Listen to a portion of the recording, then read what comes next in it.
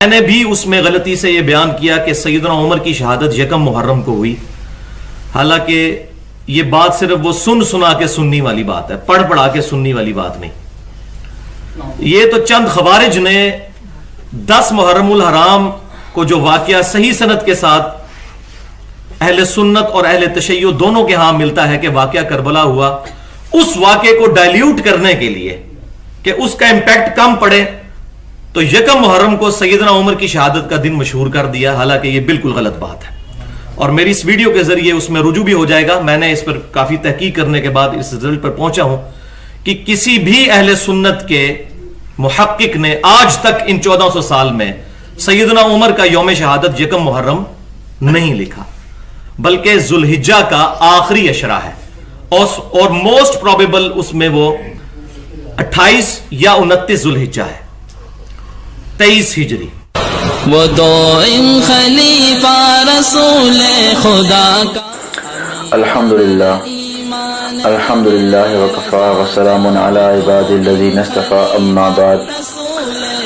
मोअज़्ज़िज़ सामीन, जैसा कि आपके इल्म में है कि यकम मुहर्रमुल हराम सैयदना फारूक आज़म रज़ियल्लाहु तआला अन्हु की शहादत का दिन है और इस दिन शहादत फारूक आज़म रज़ियल्लाहु तआला अन्हु के हवाले से मुल्क भर में जलसे और जुलूस निकाले जाते हैं और सैयदना फारूक आज़म रज़ियल्लाहु तआला अन्हु की सीरत और फज़ाइल बयान होती हैं और इससे मोमिनों का ईमान ताज़ा होता है।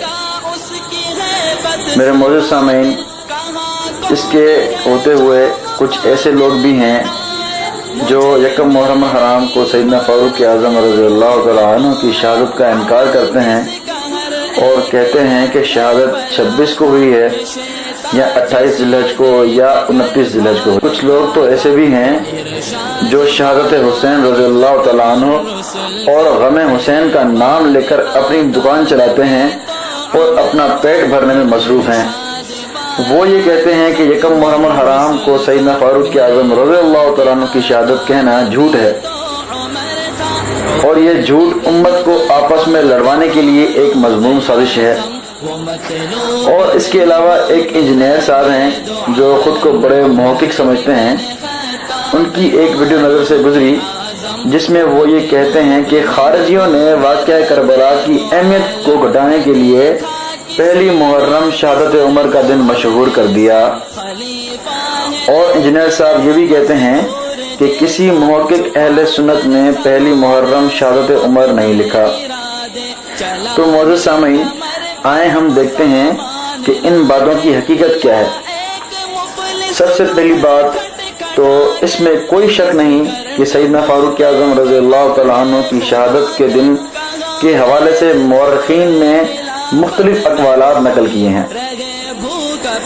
सबसे पहले कौल जो नकल किया है वो ये है कि सैयदना फारूक आज़म रज़ियल्लाहु तआला अन्हु 26 जिलहज को उन पर हमला हुआ और वो जख्मी हुए और यकम मुहर्रम हराम को उनको दफनाया गया।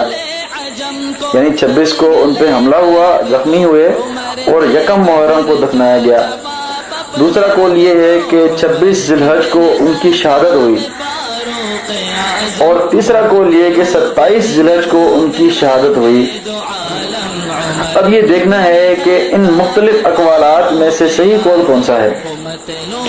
अल्लामा इब्न कसीर रहमहुल्लाह अपनी किताब अल बिदाया व निहाया जिल्द नंबर 7 में ये वज़ाहत से लिखते हैं, ये सारे अक़वालात इसी तरतीब से जो मैंने बयान किए, इसी तरतीब से वो सारे अक़वालात नकल करने के बाद लिखते हैं कि पहला कौल ज्यादा मशहूर है।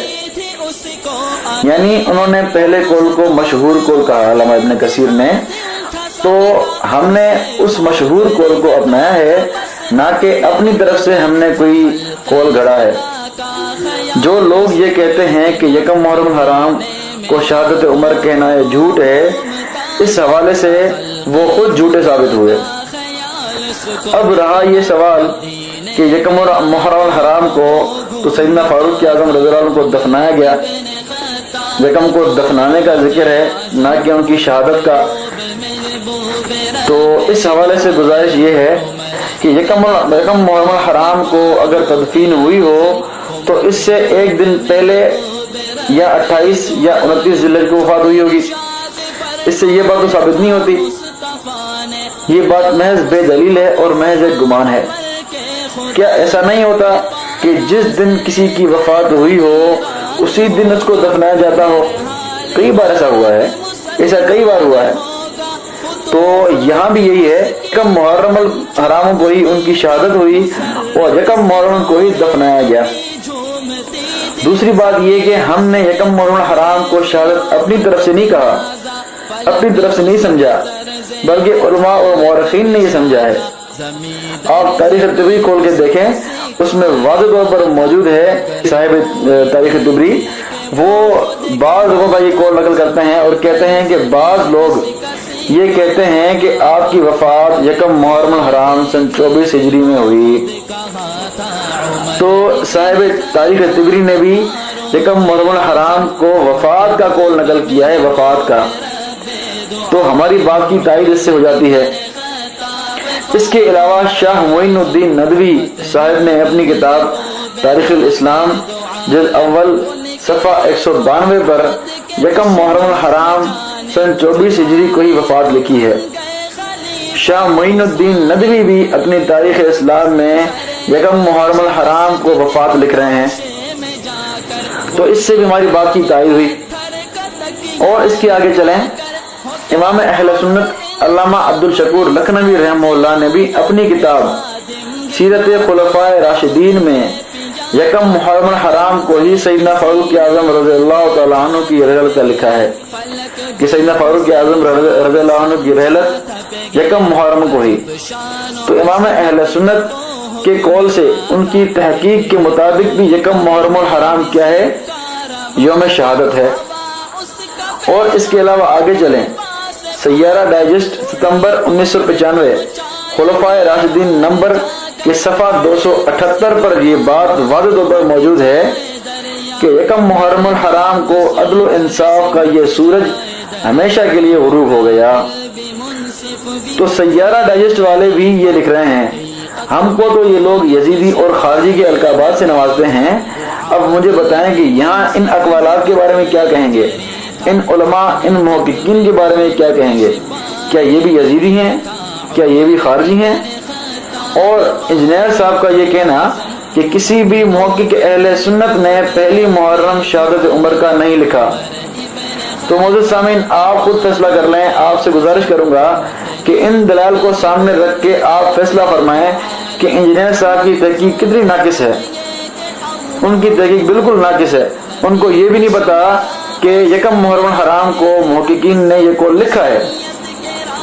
اور جو لوگ یہ کہتے ہیں کہ یکم محرم الحرام کو شہادت کہنا امت کو آپس میں لڑوانے کی ایک مضمون سازش ہے، ان سے میں سوال کروں گا کہ یکم محرم الحرام کو شہادت فاروق اعظم رضی اللہ عنہ کہنے سے امت کیسے لڑے گی آپس میں؟ یہ بات ہماری سمجھ سے باہر ہے. یہ آپ وضاحت کریں کہ یکم محرم الحرام سیدنا فاروق اعظم رضی اللہ عنہ کی شہادت کہنے سے امت کیسے لڑے گی؟ سیدنا فاروق اعظم رضی اللہ عنہ کی فضائل بیان کرنے سے اگر کچھ لوگوں کو تکلیف ہوتی ہے اور وہ اگر جھگڑا کرتے ہیں، ماحول خراب کرتے ہیں، فتنہ کرتے ہیں، تو لڑنے والے فتنہ باز تو وہ لوگ ہوئے، نہ کہ ہم. اگر سیدنا فاروق اعظم رضی اللہ تعالیٰ عنہ سے کسی کو تکلیف ہوتی ہے تو اس میں ہمارا کیا قصور؟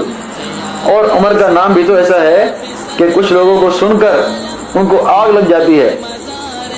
تو فاروق اعظم رضی اللہ عنہ کا نام سن کر جن کو آگ لگتی ہے وہی فتنہ باز، وہی جھگڑالو ہیں، وہی امت کو آپس میں لڑوانے والے ہیں. اور انجینئر صاحب کا یہ کہنا کہ یکم محرم کو سیدنا فاروق اعظم رضی اللہ عنہ کی شہادت کا دن کہنا واقعہ کربلا کی اہمیت کو گھٹانا ہے. تو انجینئر صاحب کی یہ بات بھی سمجھ سے باہر ہے. کہاں یکم محرم الحرام اور کہاں 10 محرم، کوئی واسطہ ہی نہیں. یکم اور 10 محرم کا دور دور کا آپس میں کوئی واسطہ نہیں. تو آپ دیکھیں کہ یہ کس طرح شہادت فاروق اعظم رضی اللہ تعالیٰ عنہ کی تاریخ کو جان بوجھ کر جو ہے وہ پیچھے کر رہے ہیں.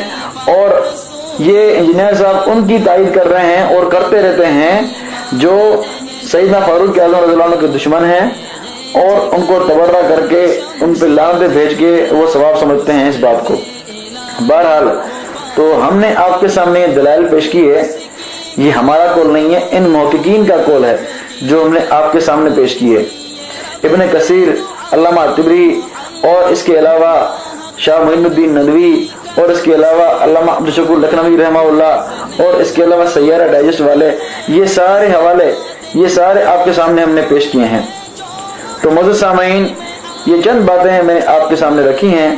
اللہ تعالیٰ سے دعا ہے کہ اللہ تعالیٰ ہمیں ان فتنوں سے بچائے اور سیدنا فاروق اعظم رضی اللہ عنہ کی عظمت ہمارے دل میں رکھے۔ وآخر دعوانا الحمدللہ رب العالمین۔ یہ ارشاد